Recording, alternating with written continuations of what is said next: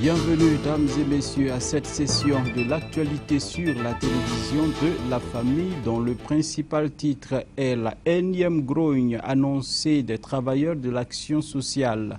Ils l'ont fait savoir au cours d'un point de presse ce matin. Encore une fois, bonsoir et merci de nous rester fidèles.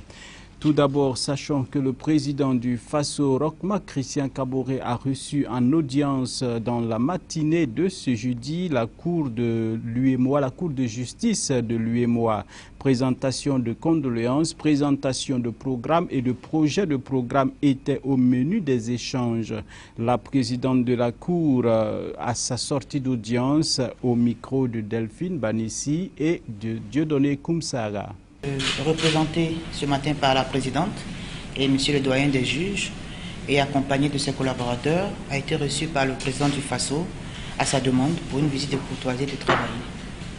Donc nous avons réitéré nos remerciements au président du FASO pour avoir honoré personnellement de sa présence notre rentrée solennelle qui a eu lieu en fin d'année 2018.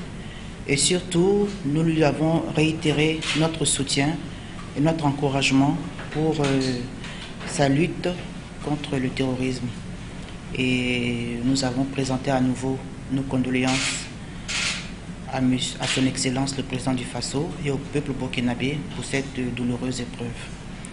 Et enfin, nous lui avons aussi présenté le programme d'activité pour l'année 2017-2018 et le projet d'activité pour l'année 2018-2019. Nous avons reçu ces conseils avisés parce que le président du FASO a une excellente connaissance de tout ce qui concerne l'intégration de la sécurité à l'économie et ces conseils ont toujours été bienvenus et bien reçus au niveau de la Cour. Bon, au niveau de la Cour de justice de l'UEMOA, nous avons entrepris de faire la vulgarisation du droit de l'UEMOA qui est méconnu par ses destinataires. Nous avons eu des séminaires l'année passée. Cela ressort du bilan d'activité que nous avons transmis à son Excellence, le président du FASO, dans des pays comme le Togo, le Niger, la Côte d'Ivoire et le Sénégal. Et cette année, nous continuons ces différentes activités et nous avons aussi des décisions qui ont été rendues sur des dossiers sensibles. Comme annoncé en titre, le syndicat des travailleurs de l'action sociale et le comité de la Confédération générale du travail annoncent une grève de 96 heures dans les prochains jours. L'annonce a été faite au cours d'une conférence de presse animée ce matin par le SYNTAS, dans les locaux de la Bourse du Travail. Delphine Banissi y était et voici son reportage.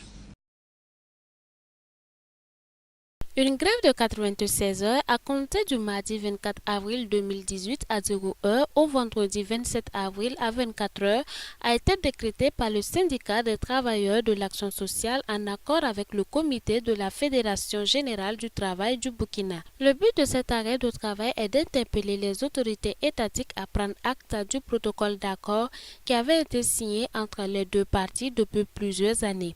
Lequel protocole est basé sur une plateforme revendicative minimale de 8 points dont aucun n'a eu gain de cause jusqu'à nos jours.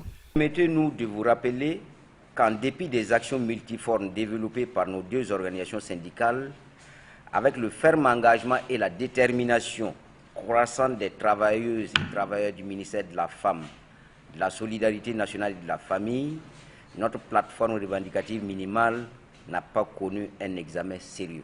Correspondance numéro 2018-001 SYNTAS-CGTBB BN du 8 février 2018, nos deux structures en lieu et place d'un préavis de grève ont interpellé Madame le ministre Hélène Marie Laure Ilboudo Bar Marshall sur les préoccupations urgentes des travailleuses et des travailleurs du département.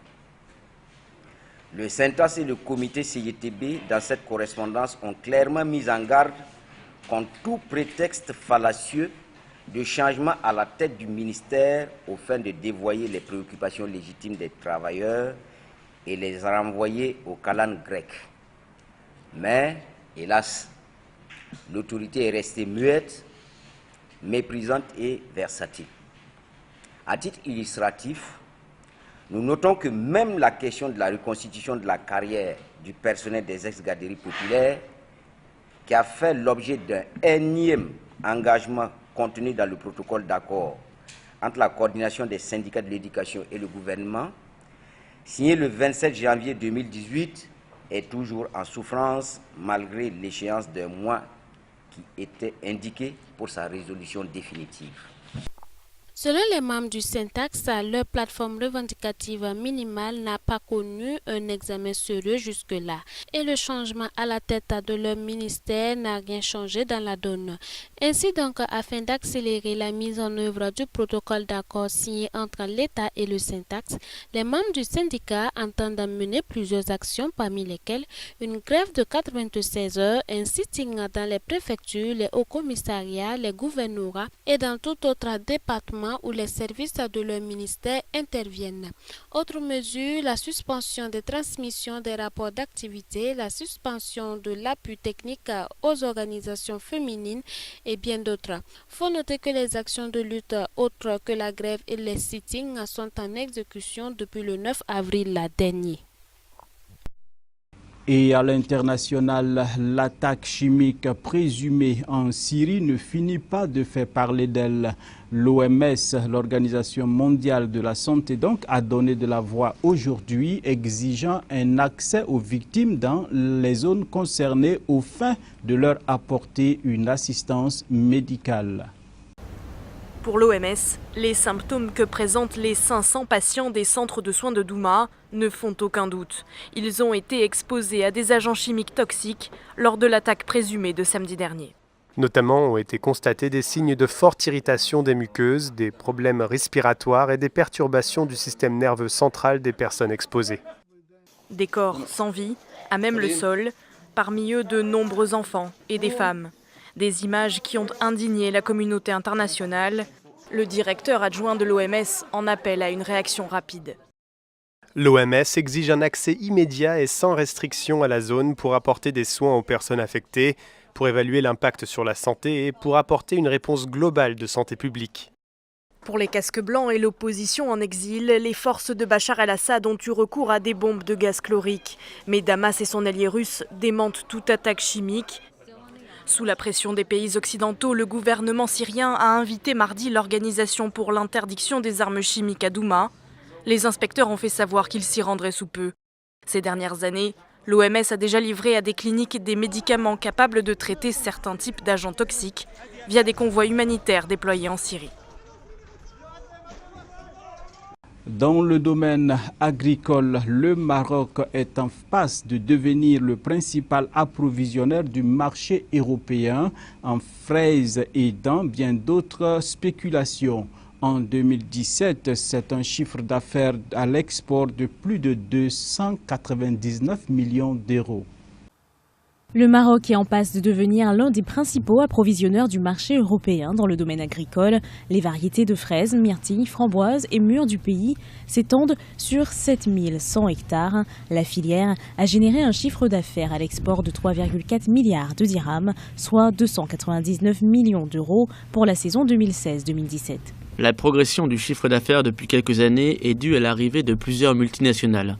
Ils sont attirés par la forte rentabilité des fruits rouges, mais aussi par leur besoin de sécuriser un approvisionnement pour le marché européen tout au long de l'année. Ces fruits sont produits de novembre à juin dans le royaume. La consommation de fruits rouges augmente de manière constante dans le monde. Au Maroc, plus de 60% de la production agricole, plus de 100 000 tonnes, sont exportées chaque année.